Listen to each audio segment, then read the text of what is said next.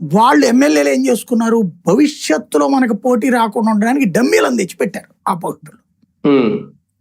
Councillor, corporate ఇట్లాంటివే కదా, దాంట్లో selection ఇదంతా కూడా ఎమ్మెల్యే సంపాదించుకున్నాడు అక్కడ, వాళ్ళ దగ్గర నుంచి డబ్బులు తీసుకుని.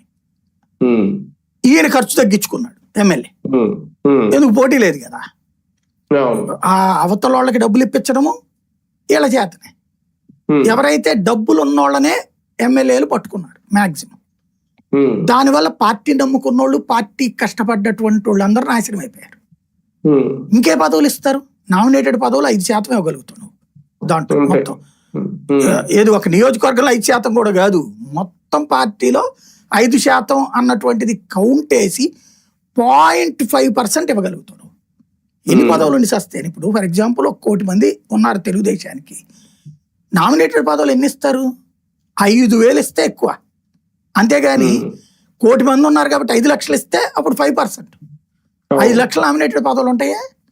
రాష్ట్రాస్తి అమ్మేసి పక్క రాష్ట్రాలు దోచుకొచ్చే వాళ్ళ జీతాల కిందప్పుడు సాధ్యం కాదు. కాబట్టి ఇవే ఇప్పుడు చాయిస్ చాలా వరకు. ఆ పోటీ ఉండటం మూలంగా మంచి నాయకులు పుట్టుకొస్తారు పోటీ ఉన్నప్పుడు. అది వైసీపీ చెడగొట్టుకుంది. అలా కాకుండా వీళ్ళు పోటీ పెట్టడం వల్ల మంచి నాయకులు ప్లస్ కాంపిటీషన్ నడుస్తుంది. ఇంకోటి, ఈ జేబుల్లో